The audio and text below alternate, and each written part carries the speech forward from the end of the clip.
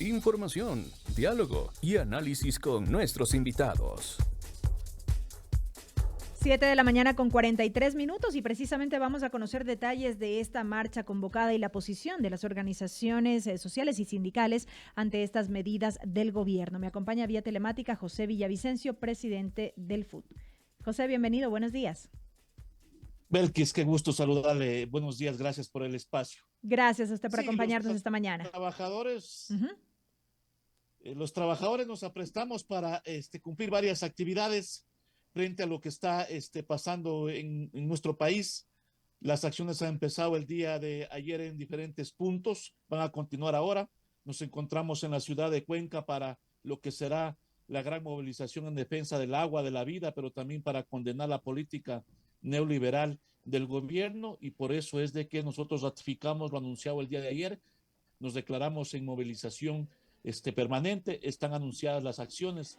Solo una precisión, Belkis, 23 es martes, no miércoles, y entonces lo que está convocada la jornada a nivel nacional, pero previo a eso obviamente se irán desarrollando las acciones en el transcurso de esta semana y la próxima semana, exigiendo y demandando que el gobierno derogue el decreto que incremente el precio al diésel, y eso es un nuevo golpe a la economía popular de el pueblo ecuatoriano. Esto se va a haber afectado entonces en el alto costo de vida, el tema de la inflación, pérdida del poder adquisitivo y el empleo.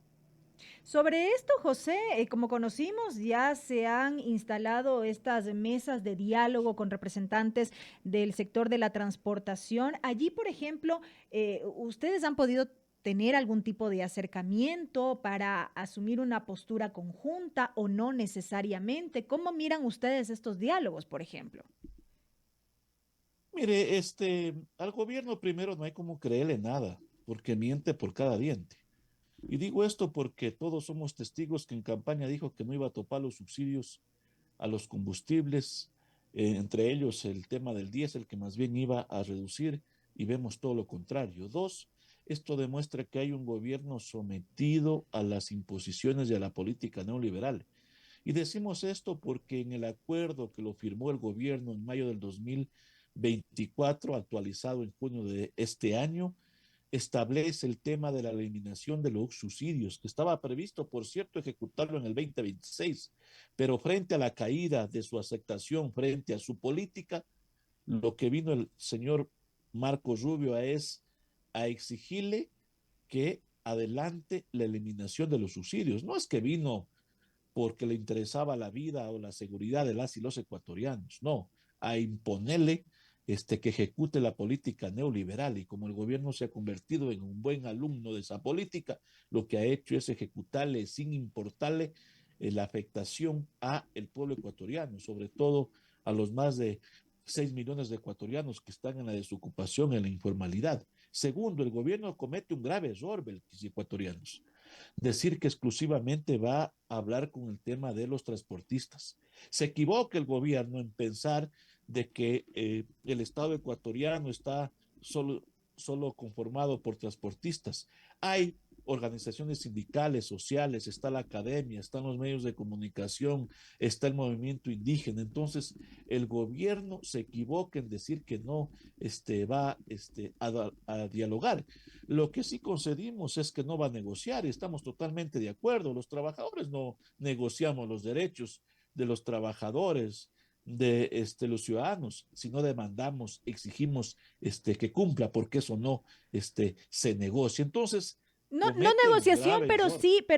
pero sí diálogo. Y qué bueno que topa este tema porque es justamente uno de los aspectos que hizo referencia a la vocera del gobierno, Carolina Jaramillo, el día de ayer, al decir nosotros no negociamos, no vamos a negociar con extorsionadores, más o menos, pero sí que estaban abiertos al diálogo. Pero un diálogo, José, que pudo haberse dado de forma previa y no luego de haber tomado la decisión. Era lo correcto, Belkis, de que se establezca mesas de discusión, de debate, para que se escucha también propuestas, porque aquí no es el elemento es que le hemos dado un gran golpe al tema del narcotráfico. Esa mala plaga, Belkis, con este subsidio al diésel, o sin subsidio va a continuar. Y entonces es que se llevaban el diésel por las fronteras. ¿Y qué hacía el Estado o los gobiernos por controlar? ¿No es responsabilidad de los militares garantizar la soberanía y controlar las fronteras? El problema aquí está en cuál va a ser la principal afectación. Y la principal afectación es al pueblo ecuatoriano porque se va a incrementar los productos de primera necesidad. Así nos digan que no, porque nuevamente nos dicen no, no tienen por qué incrementarse, va a ocurrir porque ya ocurrió en la decisión de incrementar el IVA y eliminar los subsidios a la gasolina extra y ecopaís. Entonces, el gobierno dice, voy a dialogar, pero con los transportistas. ¿Y qué pasa con los otros sectores? ¿Qué pasa con los ciudadanos? Entonces, es la postura del gobierno cuando debería haberlo hecho antes de tomar esta decisión. ¿Por qué hay alternativas? ¿Por qué no cobra los más de 2.000 millones de dólares a los que no pagan impuestos? ¿Por qué no se transparenta qué pasó con los 77 millones de Grupo Novoa? ¿Pagaron o les borraron? Ahora, como existen esos esferos borrables, les de un plumazo les quitaron la deuda. ¿Por qué no se vuelve a aplicar el tema del ISD? Que cuando se aplicaba el 5% tenía el ingreso, el Estado ecuatoriano ingresos de 1.300 millones de dólares anuales. ¿Qué pasa con los contratos de Claro y Movistar que se ha dicho que un buen contrato por 15 años tendrá el Estado alrededor de 600 millones anuales? Entonces, hay alternativas. Sin embargo, el gobierno lo que hace es darle un golpe, un garrotazo a la economía del pueblo ecuatoriano, sobre todo a quienes tienen que subsistir con menos de $1 diario. Entonces, no ha querido dialogar y obviamente ratifica de que únicamente dialogará con los transportistas sin importarle el resto de ciudadanos. Y en este sentido, José, ¿qué esperan de estas jornadas de movilización que están preparando? A la que entiendo se suman no solamente los sectores sindicales, sino también otros sectores de la salud. Hoy, por ejemplo, habrá un pronunciamiento también de la CONAIE, entiendo en ese sentido, entiendo yo, de respaldo, y así otros sectores que también expresan este descontento. Belkis, en 7 provincias han amanecido hoy con acciones. Esto se va a ir incrementando.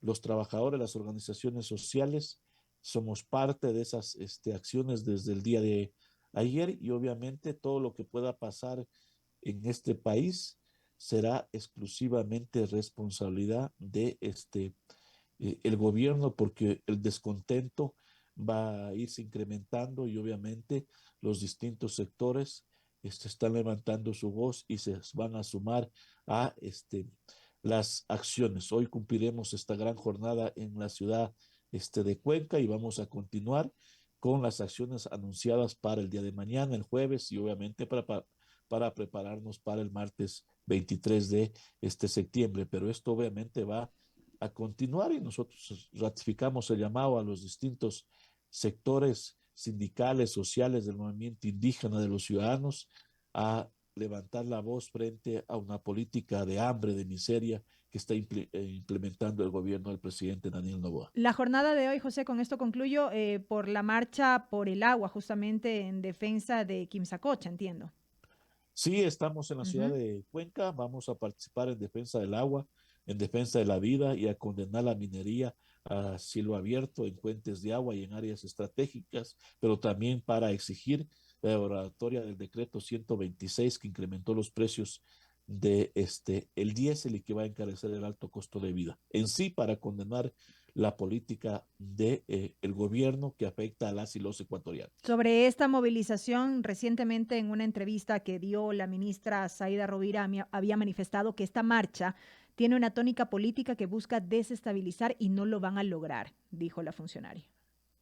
Bueno, el gobierno se destabiliza solo con sus políticas y no al no escuchar a los diferentes sectores. Así que esa ha sido la historia de nuestro país por obviamente el autoritarismo, la prepotencia y este gobierno del Nuevo Ecuador no es la excepción porque es parte de este, la vieja política. Entonces, obviamente se destabilizan solos y además Carondelet está sin presidente, hay que llenar esa vacante, y ¿quién lo va a llenar? Es el pueblo ecuatoriano.